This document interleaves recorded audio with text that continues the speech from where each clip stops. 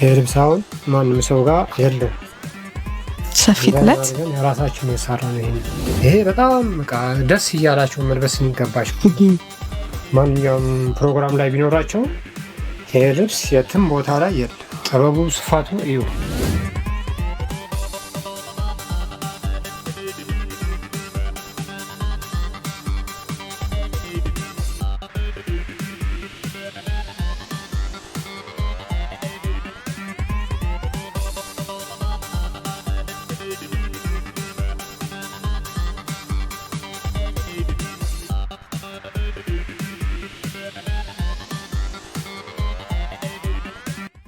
ለተለያዩ በዓላት፣ ለተለያዩ ፕሮግራሞች እንዲሁም ለትልልቅ መድረኮች በሀገር ሰዎች የተሰሩ የሀገር ባህል ልብሶቻችን መድመቂያዎቻችን ናቸው። በዛሬ ፕሮግራማችን የተለያዩ የሀገር ባህል ልብሶች በተለይም የአክሱም ጥበብ ከሚገኝበት ከአንድ ሱቅ ተገኝተናል።